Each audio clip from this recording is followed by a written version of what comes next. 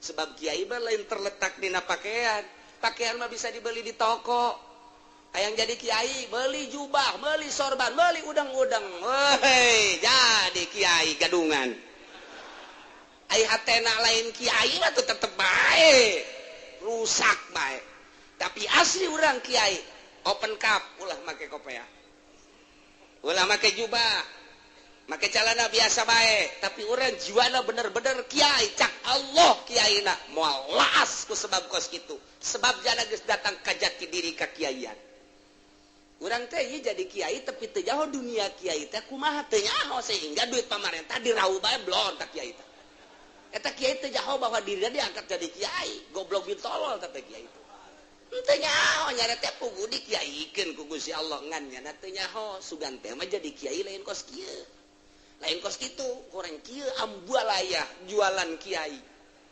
wah iya kiai aya jelema jadi lurah teu nyaho kudu kumaha jadi lurah atuh blon diblon-blon ke masyarakat lurah Paul kos kitu kapan tah jelema kuari jadi bupati teu nyaho kepagawean jadi bupati atuh masyarakat demo tah ieu teh urang kudu nyaho i'riful aqdar ketahuilah kadar diri masing-masing nah urang teh dijadikeun kiai aji atuh bab kakiaian ieu teh aya syarat jadi kiai teh aya kabatalan jadi kiai teh tah ulah seungseurikeun manusa lamun manusa bae geus jeung komo Gusti Allah lamun urang geus datang kana jati diri kakiaian teu kudu make sorban teu kudu make jubah teu kudu make mualaas Bismillahirrahmanirrahim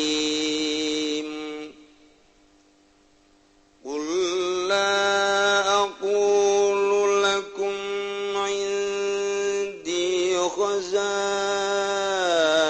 الله ولا أعلم الغيب ولا أقول لكم إني ملك إن أتبع إلا ما يوحى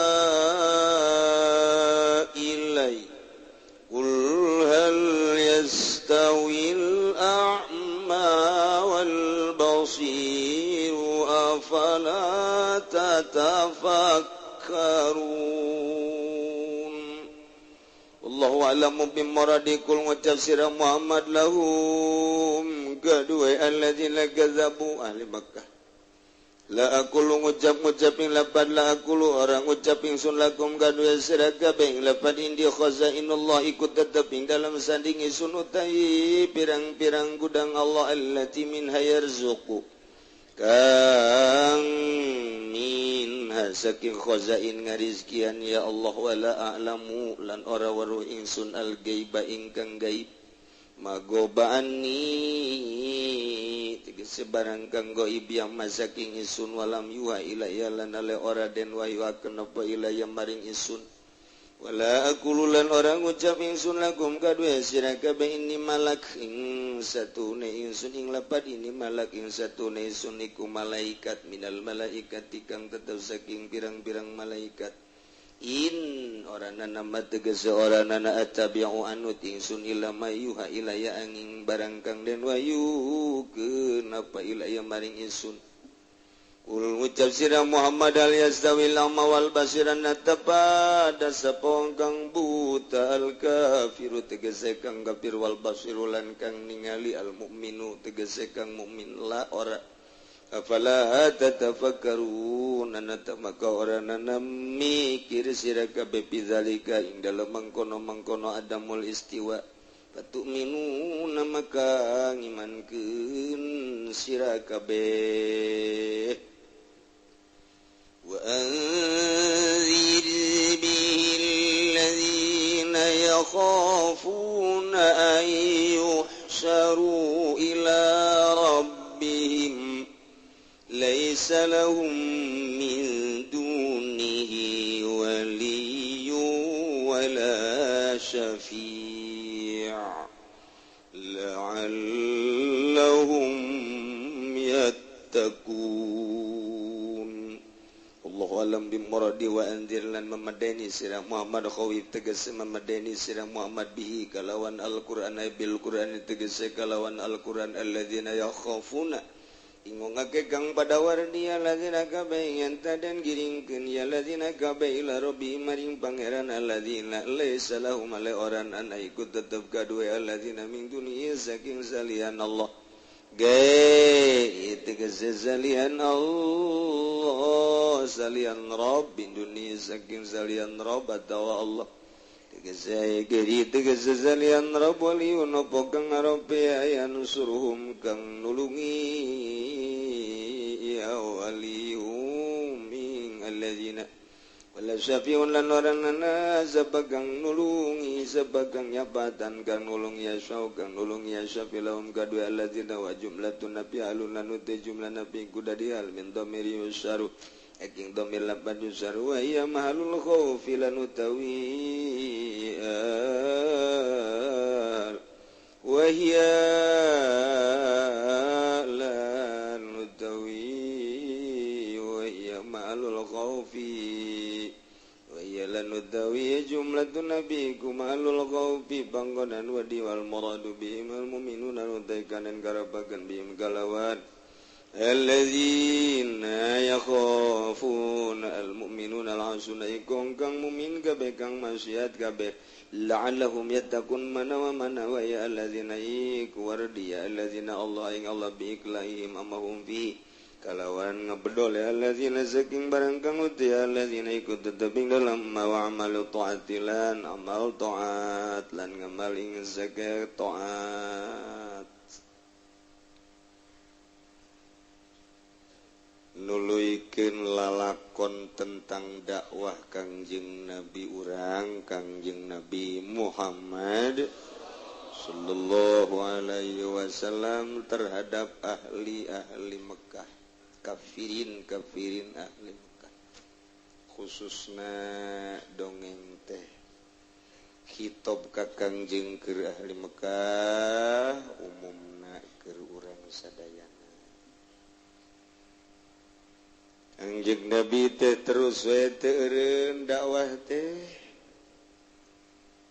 lamun Allah teu kareunyaeun ka umat lamun Allah teu nyaaheun ka manusia lamun Allah teu ngarahmatan ka manusia acak-acakan manusia tetep Allah moal ngutus rasul tertanda Allah nyaaheun ka manusia Allah ngutus rasul supaya manusia ulah terlena dina permaksiatan ulah terlena dina kakafiran dina kamusyrikan Allah ngutus rasul saat manusia mangerankeun ka batu ka patung saat manusia teu puguh tatananana mulai perpolitikan jeung perekonomianana perbudayaan geus acak-acakan amburadul anu merajalela mabok zina jeung judi gelu teu eureun unggal poe mana nu gagah mana nu kuat mana anu beruang eta anu menang kitulah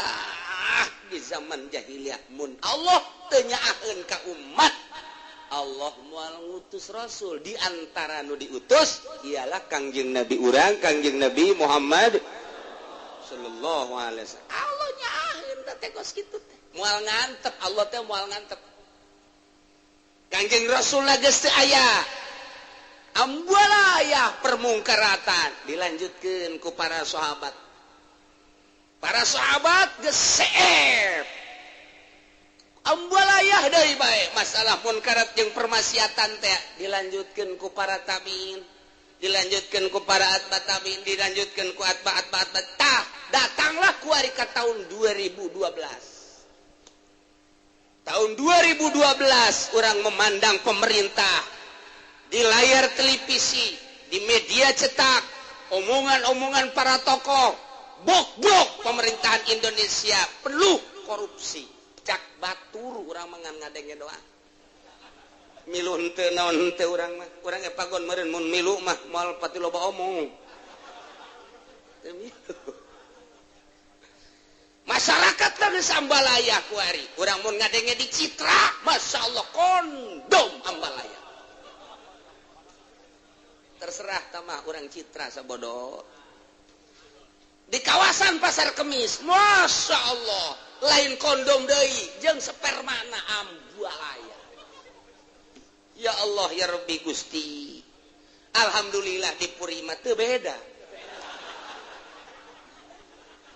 Oh sekarang itu lamun eta kakarak di sisi-sisi kota, lamun di kota nama nu aya di kota Sumarekon teh nu aya di perumahan kitu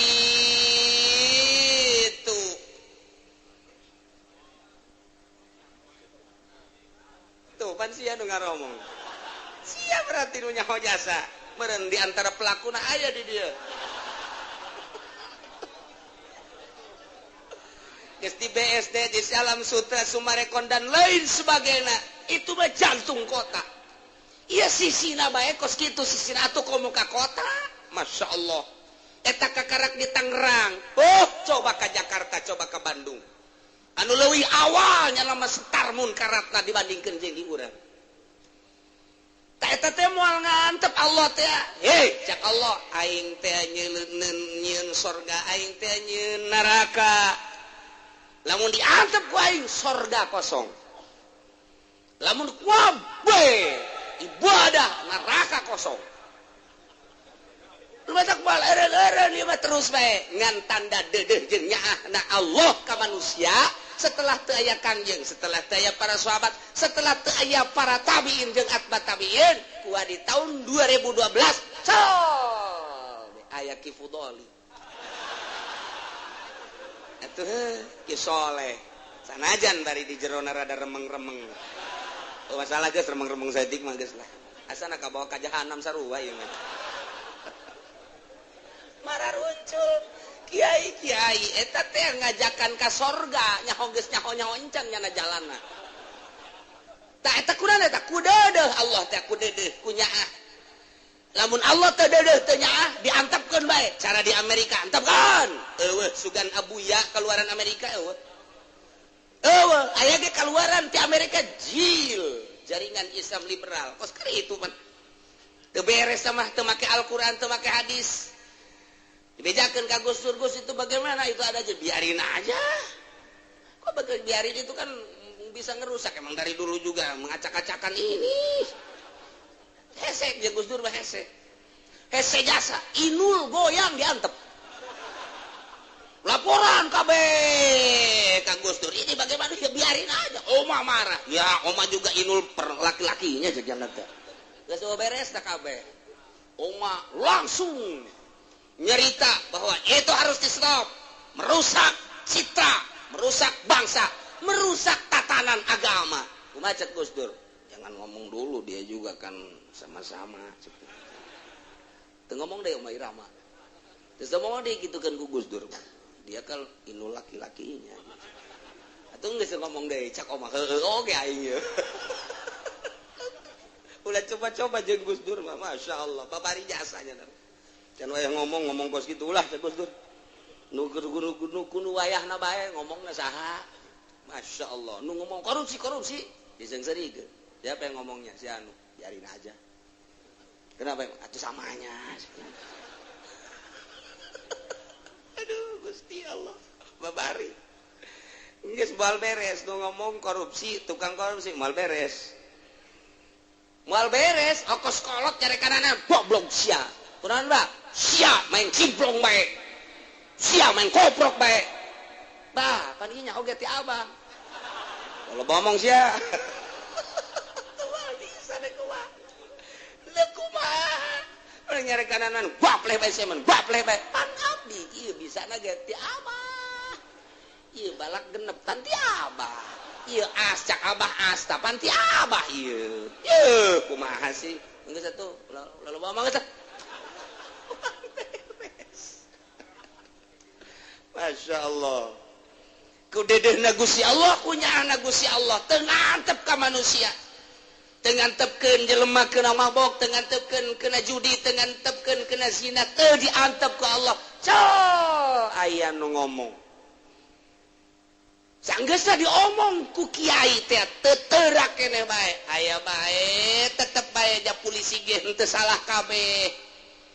salah KB buser ge teu salah KB intel teu salah KB polisi teu salah KB aya bae nu lurus jeung nu jujurna tewak ku polisi jebruskeun eta salah satu dakwah henteu diantep ieu teh diantep kamari ieu mah terlena ngeunaheun jasa bupati wali kota dan lain sebagainya nu penting mah ieu adalah urang bersama bae teu kanyawan korupsi KPK turun nyawok bener nyawok henteu sabenerna mah KPK nage nu jelas mah geus rada riweuheun bae mulai geus datang wartawan diladenan salah teu diladenan salah sogok udah jangan banyak ngomong nih balik nang 2 poe gantian wartawana datang deui sial sia ini saya akan menceritakan tak dibere deui datang tuh wartawan teh sebarang media datang kabeh cocokan ban kabeh beres LMS dibalikeun geus pokona bari LMS lah pokona mah LSM datang ingin berbincang-bincang menanyakan cocokan beres eta kabeh wartawan geus LSM geus beres kabeh kuari hakim datang jalan dapur cocokan deui salila hirup riweuh jeung pusing coba gitu nah ieu moal diantep tetep bae aya bae tah aya bae Allah mere kakuatan ka hiji jelema jang sakadar nyampekeun mah gitulah Gusti Allah moal ngantep kebrutalan jeung kemunkaratan sehingga di Amerika sorangan ge teu diantep ku Gusti Allah loba urang Amerika nu arasup Islam bahkan nyeun masjid nu mantaknya membuat buta ke dunia kuari ke berbagai negara di Amerika na loba jasa nu asup Islam bahkan dek nyeun masjid ge dipersulit ternyata horenganan dampak daripada peperangan jeung Irak horeng loba jasa nu asup Islam akibatna nyana gregeteun nyeulah gerakan-gerakan teroris moal nyana nyeun teroris lamun nyana teu sieun kitu bae sih sabenerna mah nyana nyeun gerakan teroris nyana sieun sabenerna mah terhadap gerakan-gerakan Islam teh eta teh lain sambarangan lamun teh sieun nyana moal nyeun gerakan antepkeun ka karakos kitu ieu antepkeun ka karakos kitu ieu ternyata nyeleket bae ulah di luarin Amerika di jero Amerika sorangan loba nu asup Islam ulah di luarin Inggris di Inggris sorangan loba nu asup Islam ulin atuh ka Inggris ulah ka Citra Malulu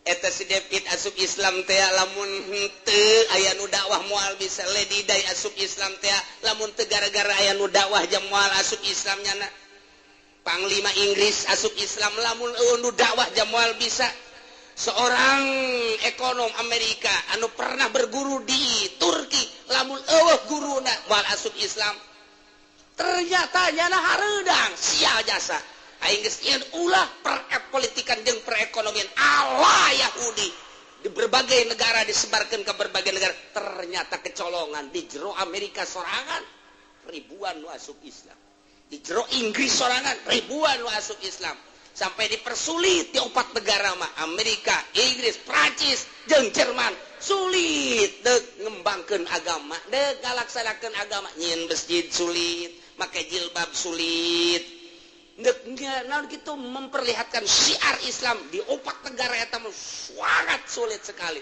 tapi lain cicing ternyata terus baik kunaon eta teu ngantep Allah teu ngantep makin menjadi-jadi aya SMS kuari makin menjadi-jadi dakwah melalui SMS di Amerika mah dakwah geus melalui SMS-an make HP tak make laptop tak geus make naon kitu ngaranna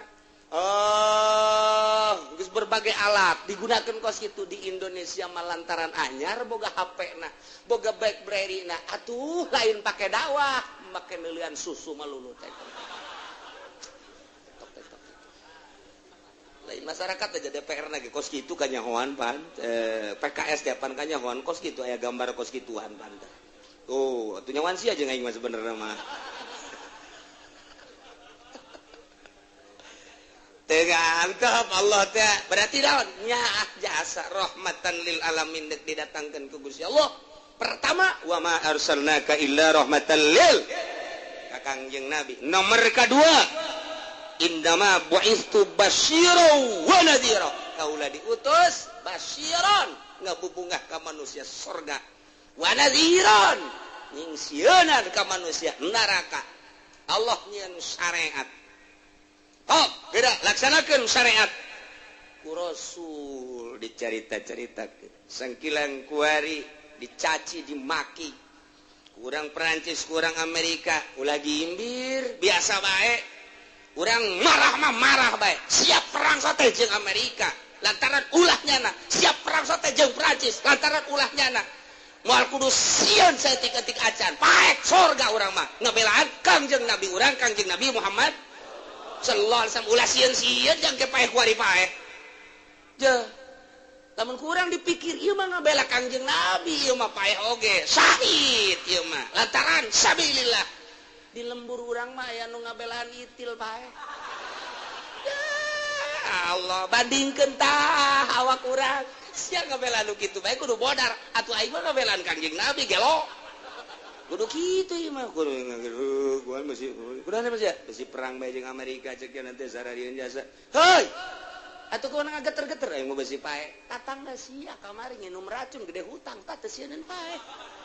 Heuh nya atuh bangkitkan semangat juang sia, ruhul jihad sia.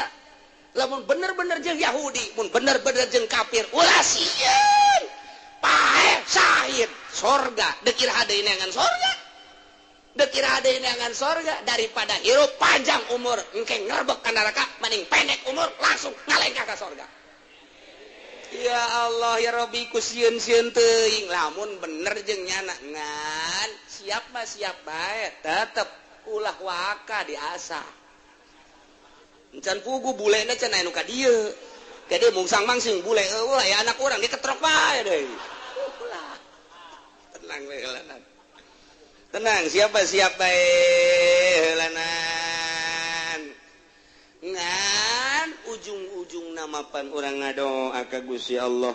Para wali mah ngadoa Gusti abdi cinta jasa ka Gusti, cinta jasa ka Rasul Gusti dicaci maki ku urang luar negeri tapi pan eueuh nu nyaci makina andai kata aya persekongkolanana abdi ge jeung moal cicingeun tapi pan eueuh malah kadeleuna jeung kadengena ku urang sieunun diancam ku berbagai negara termasuk Indonesia ngancam ke Perancis jeung Amerika jangan coba-coba di Indonesia tapi nu ngancamna ulama ieu teh kadenge suara-suara melalui satelit berbagai negara ulama na teh didengekeun ku Amerika teh ternyata paling loba di Indonesia emang pinter ngomong doang di Indonesia mah ngan ku ngomongna ge geus sieun Amerika mah tak tutup berbagai kantor-kantor Amerika tutup di Indonesia. Naon eta? Suara unggar lembur kiai ngararomong.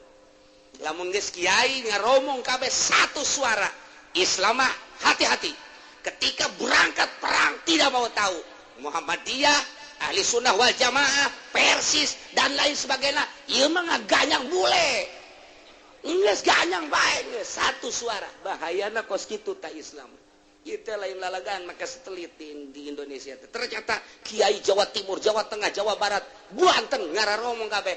Wah, caknya lain syaratan ieu mah ieu. Bahaya, mentak tutupnya nah. Tuh, ini emang kumaha gitu. Patokanana panjang umur neraka, mending pendek umur surga. Kitu bae geus ulah hese-hese. Omong nu kolotna teu perang ge disupae. Atuh mending perang. Jangan bau kuburan jangan mangis.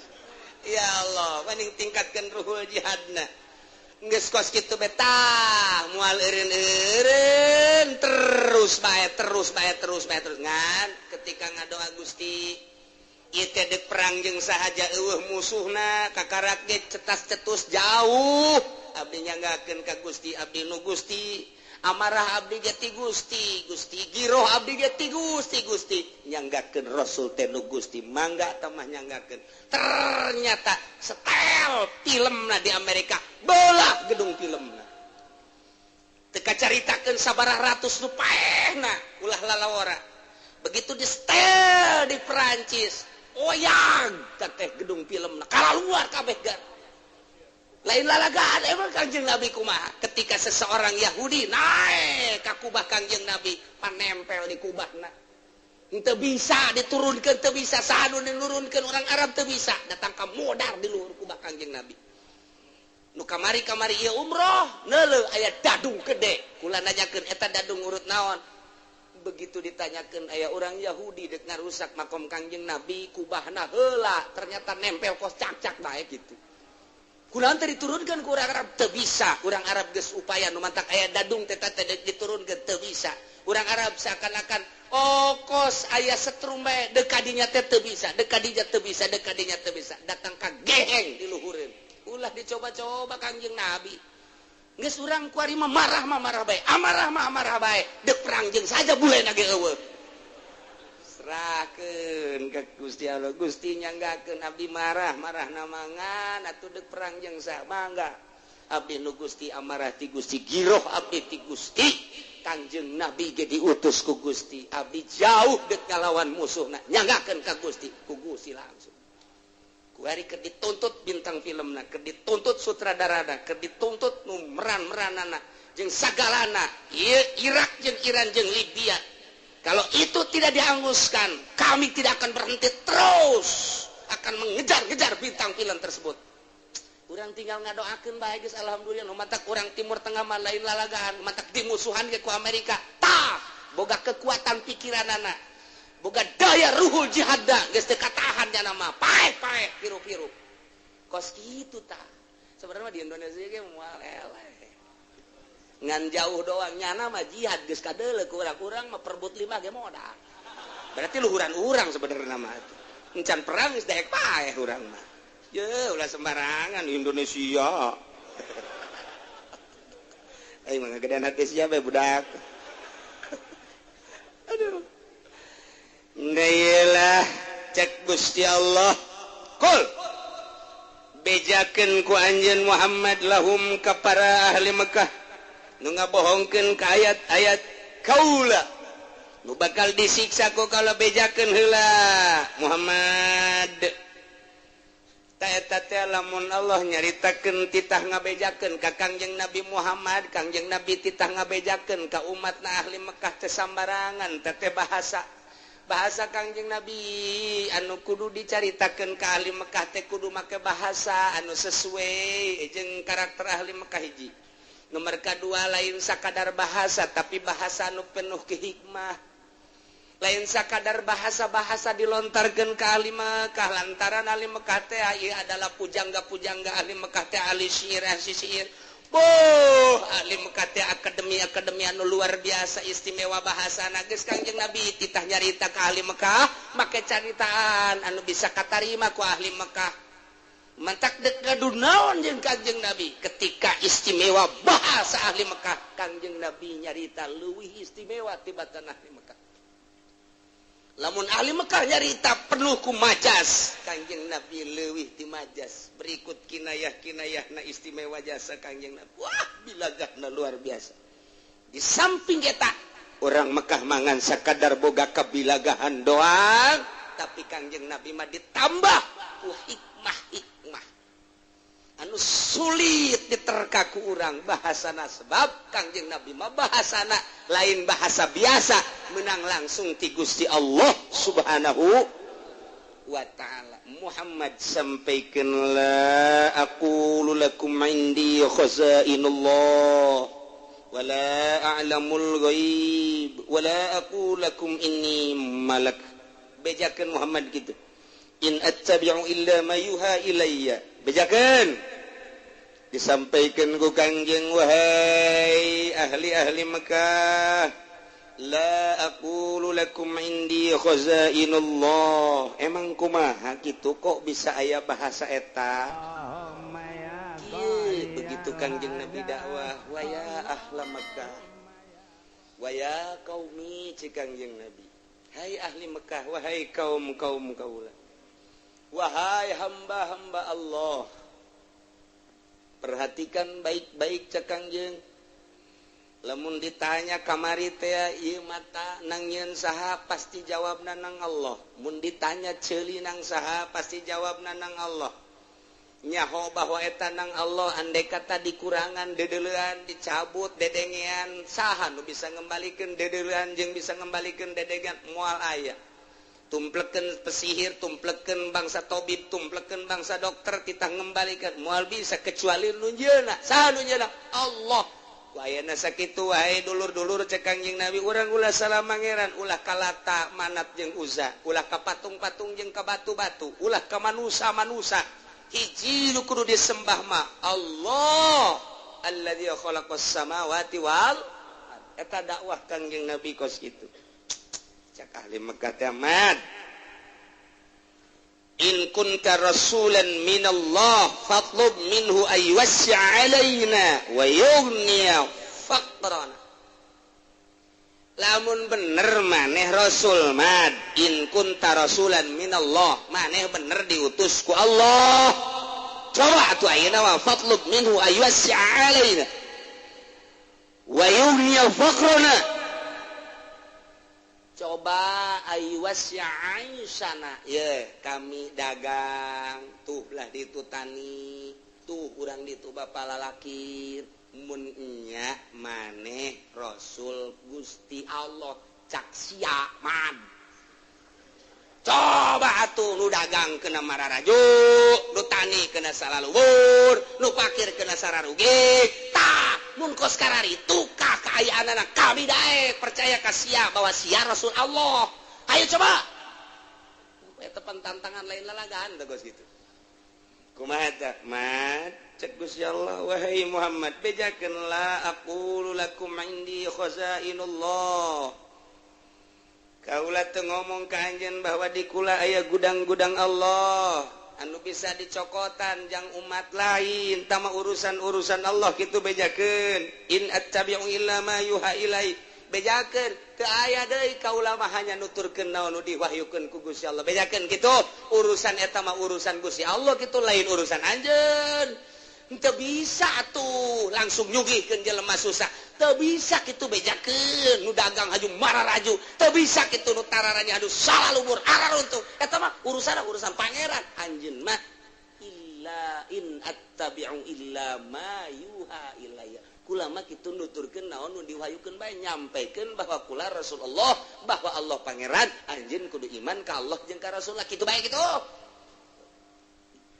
dijebian kurang sakitu doa geus atuh itu bisa kos kitu mah kieu bade nomor kedua ya kami ye minta ye ka anjeun minta naon cek Kangjeng Nabi coba akhbirna bejakeun coba ka kami kabehan bi masalihina wa madarina il mustaqbal hatta nasta'idda litasilil masalih wa daf'il madar lamun bener maneh sebagai utusan Allah bejakeun coba kamaslahatan jeung kamadaratan andai kata engke bakal panas sabara bulan geus kami siap-siap cai andai kata bakal hujan gede atuh kami siap penampungan jeung bakal ngocor-ngocorkeunana ngamalirkeunana andai kata bakal aya angin di daerah dia atuh kami bakal nyilip ka daerah nu angin andai kata di daerah dieu daerah mana bakal aya gempa atuh kami bakal nyilip tah mun nya maneh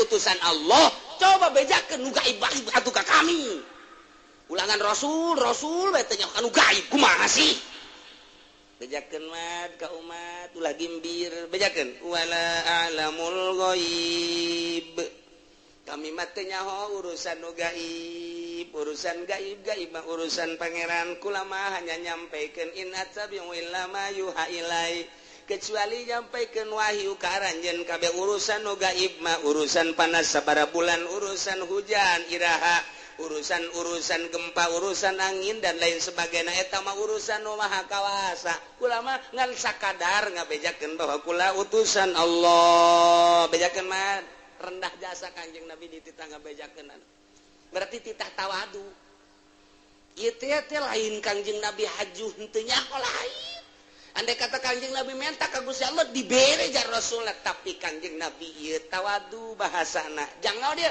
jang tuturkeun di tahun 2012 ulah sogol-sogol teuing jadi kiai sing tawadu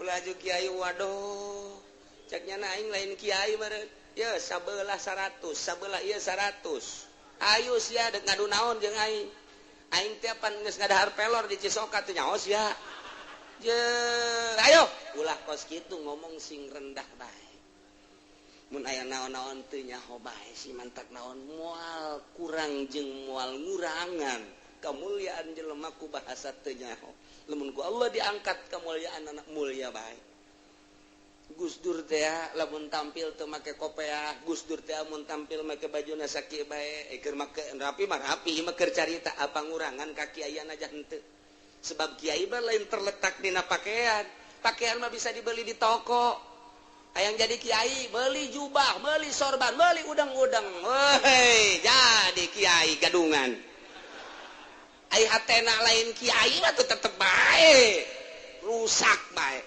tapi asli urang kiai open cup ulah make kopiah ulah make jubah make celana biasa bae tapi urang jiwana bener-bener kiai cak Allah kiaina moal laas ku sebab kos kitu sebab jana geus datang ka jati diri ka kiaian urang teh ieu jadi kiai tapi teu nyaho dunia kiai teh kumaha teu nyaho sehingga duit pamarentah dirauh bae blon tak kiai teh eta kiai teh nyaho bahwa dirinya diangkat jadi kiai goblok bin tolol teh kiai teh teu nyaho nyare teh pugu dikiaikeun ku Gusti Allah ngan nya teu nyaho sugan teh mah jadi kiai lain kos kieu lain kos kitu koreng kieu ambualaya jualan kiai wah iya kiai aya jelema jadi lurah teu nyaho kudu kumaha jadi lurah atuh blon di blon-blon ke masyarakat lurah Paul kos kitu kapan tah jelema ku ari jadi bupati teu nyaho kepagawean jadi bupati atuh masyarakat demo tak ieu teh urang kudu nyaho ieu ariful akdar ketahuilah kadar diri masing-masing nah urang teh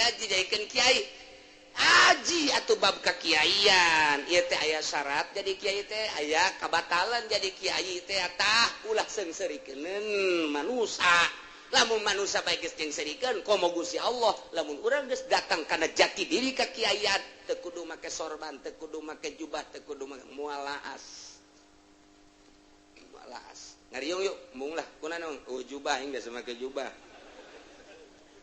kiai eta semi teman nu geus kitu semi tamah tuh kudu make jubah bae semi tamah kiai atuh kiai mah batin anu ya Allah ya ilahi ya Allah ya ilahi ya Allah ya ilahi lain lurak lirik ira ieu teh pan can aya deui bae kamari geus turun kok ieu nu can duun proposal nu ieu aduh angel amat katulun nya kiai kos kitu je teh mah preman kos kitu mah ngaranna tah mah kiai preman.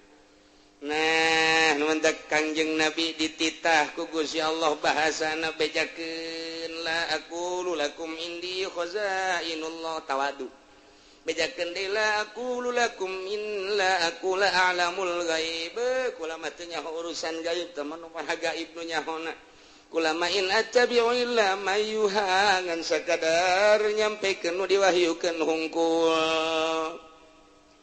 Katilu cek ahli-ahli Mekah kapirin mad coba atuh menyak maneh Rasul mah sing tegep hirup maneh gitu kunaon manya Rasul kos kitu tan tuh mali hadar Rasul yaqulu ta'am wa yamshi fil aswaq wa yatazawwajul lisa manya aya utusan Allah barang dahar sagala nginum manya Rasul Allah sagala ka pasar balanja manya Rasul Allah sagala kawin teu percaya ieu mah teu percaya ieu mah manya Rasul kos kitu dahar sarua jeung kami nginum sarua jeung kami ka pasar sagala aju kawin malah lobaan maneh manya Rasul kos kitu jawab Muhammad sing DPDP cek Gusti Allah wala aqulu lakum inni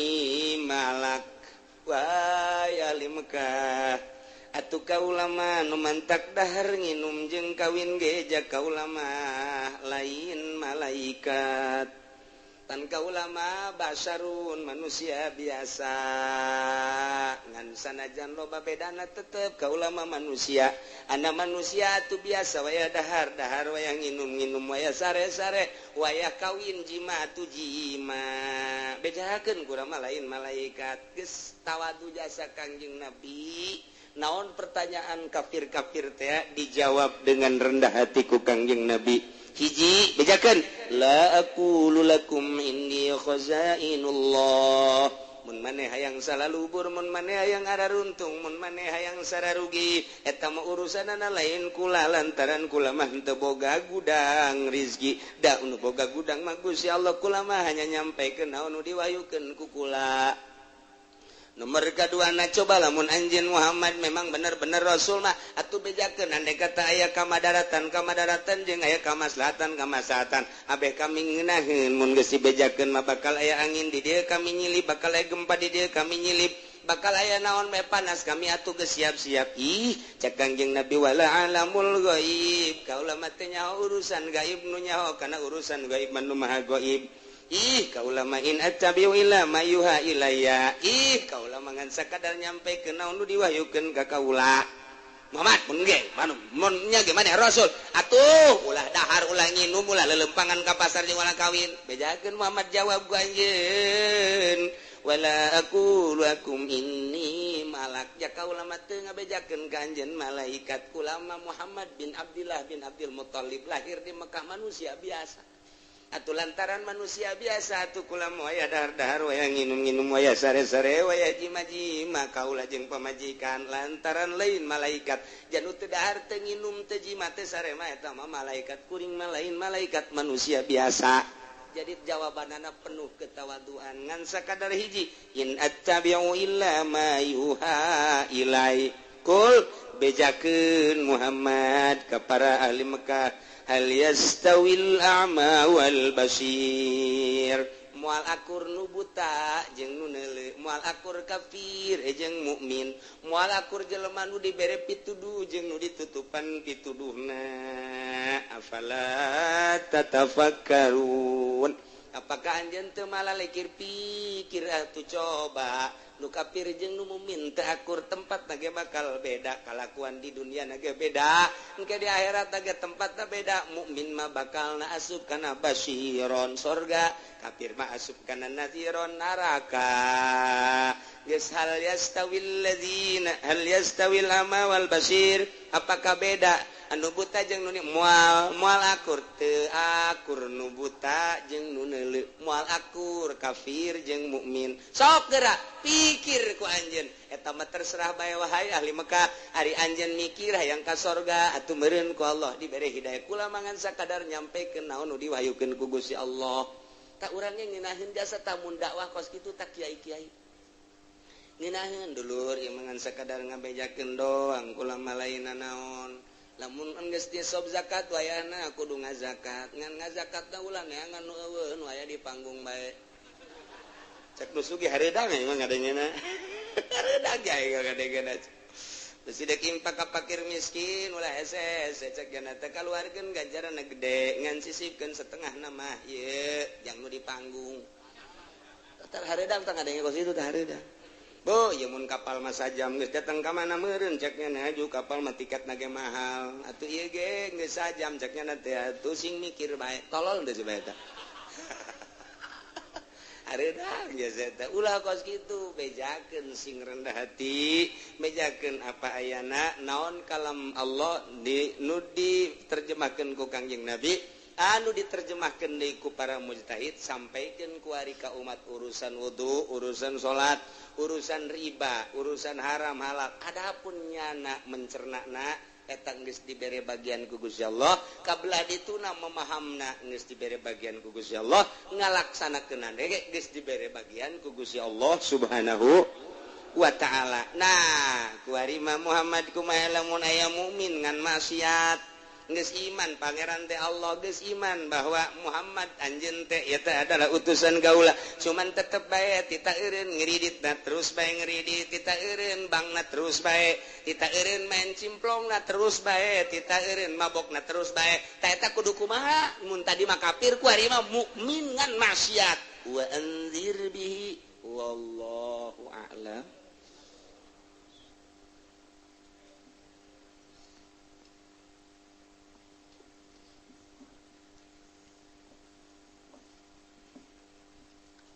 A'udzu billahi minasyaitonir rajim. Bismillahirrahmanirrahim. Warwal Imam Ahmad bin Hanbal lan ngariwayatkeun sapa Imam Ahmad bin Hanbal an Ibnu Abbasin saking Ibnu Abbas radhiyallahu anhu mamuganilar bendu sapa Allah anhuma saking karona Ibnu lan Abbas qala ale ngucap ya Ibnu Abbas raaitu Rasulullah ningali ingsun ingkang jeung Rasulullah sallallahu alaihi wasallam ispan nahar ing dalem pertengahan awan asatur kang kusut akbaratur kang koromot wa ma'hum qarurah lan ikut tetep semertade kangjeng Rasulullah utawi botol fiha kang ikut tetep ing dalam qarurah damun utai getih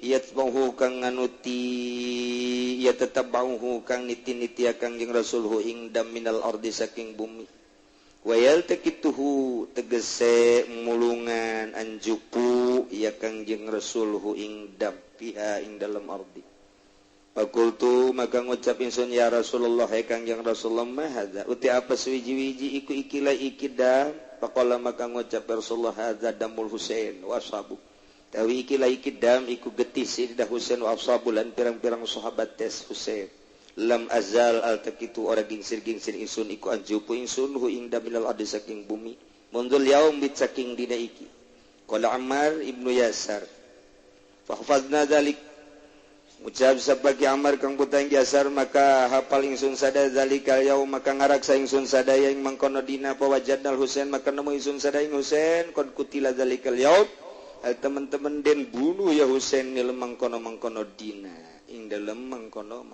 dina barang lamun nyaritakeun masalah Sayyidina Husain peperangan jeung Yazid anu diawali ku peperangan Sayyidina Ali jeung Muawiyah. Sayyidina Ali gaduh putra Sayyidina Husain, lamun Sayyidina Muawiyah sahabat Kangjeng Nabi gaduh putra Yazid. Ketika Muawiyah menjabat sebagai gubernur di Madinah, maka gejolak manusia luar biasa. Menurut Sayyidina Ali, ieu Muawiyah teu beres, teu akur jeung aturan Kangjeng Rasul. Maka Muawiyah, Sayyidina Ali langsung hijrah meneruskan kegubernuranana ialah di Irak. Ketika ganjang caritana Muawiyah Sayyidina Ali maut, terus dijabat gubernur ku Muawiyah. Dendam, mun cara dendam mah Sayyidina Husain lain dendam nanaon, aturan-aturan Islam na geus coplok. Kita mantak sulit jaritakeun peperangan di zaman harita lantaran ieu teh sababaraha masalah nu mantak kiai carang ngabejakeun peperangan ieu. Naon sababna? Lantaran Sayyidina Muawiyah eta kapan sahabat, tapi kunaon eta sahabat ge geus teu akur jeung aturan Kangjeng Nabi. Iyalah atuk terus baik kabatilan mah terus baik lantaran naon tan nu mantakos kitu Allah hendak ningalikeun jeung nembongkeun Sayyidina Husain kaistimewaanna sebagai putra daripada Sayyidina Ali cucu Kangjeng Nabi. Kibaran bendera Sayyidina Husain adalah berarti kibaran bendera Kangjeng Nabi. Moal kanyahoan istimewana dakwah Sayyidina Husain lamun musuhna Jijian ku Gusti Allah musuhna Muawiyah. Sanggesa Muawiyah sangat brutal, boga anak Yazid. Yazid teh embung dipilih jadi gubernur teh embung dipilih hayang langsung jadi gubernur baik. Tidak ada pemilihan gubernur cek Yazid beat langsung. Siapa yang tidak beat atas pangkat gubernur saya setelah ayah saya wafat, boloh orang tersebut. Jadi orang lamun nyaritakeun kos kitu teh inggis jasa. Nu teh kiai teu wani nyarita. Ieu mah urang keur ngaji bae.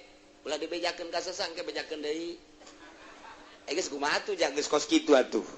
Entek sulit. Sulit. Mana kesulitanana? Kapan Muawiyah mah sahabat pernah bareng perang jeung Kangjeng Nabi. Tapi kok sahabat ge kapan cak tadi ge ashabikan nujum bi aihim iqtadaitum cak Kangjeng Nabi. Sahabat kaula lir teu beda jeung bintang gemerlapan di atas langit. Bi ayyihim iqtadaitum ka sahabat nu mana bae mana maneh nuturkeun bakal menang pituduh. Tapi ternyata Sayyidina Muawiyah hampir keluar. Tah sahabat teh teu bisa ngomong kumaha. Antep sebab lain jelema leutik Muawiyah teh Quran aya di nyana, hadis aya di nyana. Aya perbedaan berarti ieu ijtihad peranglah Muawiyah jeung Sayyidina Ali. Tah tidinya Sayyidina Ali langsung ieu mah keur carita singkatna bae. Perangna mah biasa, barali maot Sayyidina Ali. Ku mata-mata Sayyidina Muawiyah. Pedang Sayyidina Ali. Jadi lain keur perang. Lain keur perang. Sayyidina Ali panah keur salat ditubas ieu na tak keur salat. Lumantak lamun urang ka kaditu ka Kufah aya masjid Sayyidina Ali, aya bumi Sayyidina Ali. Seorang raja baheula mah gubernur teh raja eta imahna ge lah lamun urang ningali sedih ulah mah hiji kamarna ge 1,5 meter ka 2 meter. Kamar raja eta. Ningali gitu tempat tamu teh paling mahi genepan. Ruang tamu teh paling mahi genepan. Di ahli sorga ieu gubernur raja baheula mah di Kupah teh raja membawahi Irak. Yang cicingnya di Kupah, masyaallah. Ruang tengahna leutik jasa, kamar dapurna masyaallah. Asup urang ka imah. Masjid Sayyidina Ali dijaga ketat di ditu teh urang hayang ka mimbar Sayyidina Ali, urut Sayyidina Ali di dinya kitu nyaritakeun urusan pedangna teh pangnyabuttkeun keur waktu salat teh dijaga ketat lantaran rame nu ziarahna. Urang hayang ka mimbar Sayyidina Ali teh hese geus cukup lah istilah bae urang ka mimbar lantaran beusi di dinya teh jelema atuh ratusan teu eureun-eureun nu zarahna sekedar neuleuh bae urang ka mimbar Sayyidina Ali. Masya Allah masjidna geus digedean ku arim. Wah luar biasa gedena, nampung ribuan manusia. Di mimbar Sayyidina Ali belah dieuna aya urut Kangjeng Nabi Ibrahim turun, Kangjeng Nabi Ibrahim salat kitu tah. Pas lurus mimbar lempeng tah tidinya teh aya patilasan Kangjeng Nabi Ibrahim salat, urang salat ke dinya. Belah dituna, belah ditu aya urut gagantung. Aya urut ngisos Sayyidina Ali di ditu. Tah etalah carita masjid Sayyidina Ali. Kan Sayyidina Ali teh seorang gubernur, tapi sakitu kaayana di bawah sederhana. Tapi diabadikeun bangunanna datang ka kuari lantaran Imam Ali dianggap imam Syiah ku para penganut Syiah. Kuburanana masyaallah ribuan manusia hese nyaritakeunana. Unggal poe jubel di kuburan Sayyidina Ali. Nu anieun tangga ka kuburan Sayyidina kabeh tungkul. Ti lawangna keneh geus kieu bae ka Imam Ali mah tungkul. Terus kikiran hormat jasa lewat ka karak bisa tanggah deui. Wah, pohara jasa kuburan Sayyidina Ali mah. Ngan urang neuleuna lalikat we lantaran careurik diletakan kuburan teh ku Syiah. Ieu keur carita Sayyidina Ali. Kemudian Sayyidina Husain melanjutkan qasdu dendam kapan? Yazid putra daripada Muawiyah embung dipilih, hayang langsung beat bae. Harus diaku bahwa saya ini adalah keturunan Muawiyah, putra daripada Muawiyah. Langsung angkat jadi gubernur. Siapa orang yang tidak mau beat pegal leherna. Bejakeun masyarakat batu kabeh sapira masyarakat kabeh beat ka Yazid. Kemudian atuh Sayyidina Husain di Madinah teh bingung lain masalah embung beat ku Yazidna, tapi ieu aturan-aturan Al-Qur'an geus dipikamanakeun. Hiji nu sangat menonjol, ieu usur dilaksanakeun. Pajak dilaksanakeun. Sayyidina Husain menentang tentang perpajakan. Tidak Quran cek Sayyidina Husain. Saya ini adalah cucu daripada Kangjeng Rasul. Kalau membiarkan kebatilan, berarti saya ridho terhadap batil. Anti kulama beat terhadap Sayyidina Husain lantaran aturan Al-Qur'anna anu teu dipake ku Yazid. Dibuju ku Marwah. Tetap teu bisa. Sedangkan keputusanana andai kata orang yang tidak mau beat terhadap Yazid, penggal batang leherna. Sayyidina Husain ieu daripada engke dipenggal maka dinasehatilah. Cobalah berangkat di Madinah ieu ulah aya di Madinah. Coba ka mana? Akhirna manehanana munajat ka Gusti Allah, berangkatlah ka Mekah menghindar ti Yazid. Datang ke Mekah terus aya deui titah datang ka seorang anu deukeut ka Kangjeng Nabi. Mentalah nasihat engke di Mekah lantaran bakal dikejar terus anjeun maku Yazid. Sebab naon nu matak dikejar, dianggap anjeun teh dendam kesumat terhadap bapakna. Sebab Husain adalah putra daripada Ali. Ali adalah peperangan jeung Muawiyah. Muawiyah boga anak adalah Yazid, dianggap dendam soal tahta. Padahal eueuh saeutik-eutik acan Sayyidina Husain mah Quran dikamanakeun ku sia. Kos gitulah keberadaan perang teh. Nah, ieu mah keur carita heula keur carita awal lah saeutik bae. Kae kukula bakal disimpulkeun peperanganana. Asal panjang umur bae nu karolot teh. Ieu mah lantaran saeutik-saeutik pan dina kitab ieu mah hadisna trek kae disimpulkeun ti awal berangkat peperangan Karbala teh kunaon eta. Nah, ieu mah keur carita nyaritakeun Kangjeng Nabi mantak saeutik-saeutik. Di masa Kangjeng Nabi nu diriwayatkeun ku Ibnu Abbas radhiyallahu anhu magol kuring cek Ibnu Abbas pernah ningali Kangjeng Rasulullah tengah poe ereng-erengan dalam kaayaan kusut pisan rambutna rada koromod kadeuleuna beungeutna lain koromod kunaon berarti aya satu pemikiran. Kadele kusut beungeutna teh sebab aya pemikiran. Ta eta teh katingali tingkah Kangjeng Nabi kitu luar biasa kaget sim kuring teh deuleu Kangjeng bari Kangjeng teh ma'ahu qarurah mawa botol. Piha di jero botol teh aya getih.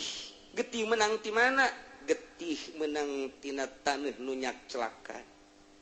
Aya getih dina taneuh cokot ku Kangjeng Nabi diasupkeun ka botol aya getih cokot cek sim kuring ya Rasulullah mah za aya teh getih naon jadi Kangjeng mah geus dibere nyaho incuna bakal dibunuh teh geus nyaho tah cek Kangjeng Nabi hadza damul Husain wa ashabu ieu getih incu kula Sayyidina Husain encan perangna encan ieu zaman Kangjeng Nabi pan perang Kangjeng Nabi mah sabada Sayyidina Ali tak kakarak Sayyidina Husain perang Sayyidina Husain mah jadi Kangjeng Nabi geus dibere gambaran ku Gusti Allah seperti eta incuna bakal terbunuh. Nah cek Kangjeng Nabi teh hadza damul Husain wa ashabu ieu getih incu kula nu ngaran Husain jeung para sahabatna sim kuring eren terus bae mulungan ieu getih lantaran ieu getih incu kula mantak cek Amar kaula terus bae menjaga dina poe eta teh aya nyaho coba ieu kaayaan Kangjeng Rasul geus maot kemudian Sayyidina Ali geus maot terjadilah perang Sayyidina Husain ternyata bener terbunuh bukti jasa Kangjeng Nabi baheula masyaallah luar biasa geus dibere Kangjeng nu mantak Sayyidina Husain emang kageteun gitu perang atuh henteu lantaran pidauh akina Kangjeng Nabi geus aya di otak kabeh. Ketika Sayyidina Husain berangkat menuju Mekah wasiat kan Sayyidina Husain kula bakal ke Mekah ti Mekah bakal ka Irak memperjuangkan Al-Quranul Karim, melanjutkan laku lampah aki kula, melanjutkan Bapak kula Ali cek Sayyidina Husain. Lantaran ia gubernur temal beres ajen kuku mega mun tadi perangan ngan kula bakal dibunuh, pembunuhna geus dibejakeun ngaranna, peperanganna geus dibejakeun, daerahna geus dibejakeun, bakal terbunuh kula di Karbala, hulu kula bakalna hiji, bakalna dibawa ke Mesir, awak kula bakalna aya di Karbala. Etanya geus dibejaan ku Kangjeng Nabi, matak teh ginggir saya tingkat-tingkacan geus dibere dideuleukeun Lauhil Mahfuz. Matak teh aneh, urang ku ari anu aneh mah beuk. Sayyidina Husain make peperangan segala rupa, endahan kitu. Nyana nu perang nah teu aya naon. Coba eta, Masya Allah, geus dibejaan wasiatnya nah. Kayak kukula bakal dicaritakeun wasiat-wasiatna ke ti mimiti. Bab hese perang Sayyidina Husain mah hese jasa perang Karbala disebutna. Nah iyalah ala kadar caritaan Kangjeng Nabi mah. Jadi gecrok bae. Ieu hadis Kangjeng Nabi, ieu nyaritakeun dia. Jadi henteu ti awal datang ke akhir teh. Pan urang mah hayangna kos film. Ya gitu kos besi buta dari dua hantu doh. Atau si pitung anak Betawi. Weuy, tah hayang kos kitu urang mah tah. Engke tenang we heulanan tenang. Geus aya kabeh wasiat-wasiat Sayyidina Husain ngan hese jasa kitabna.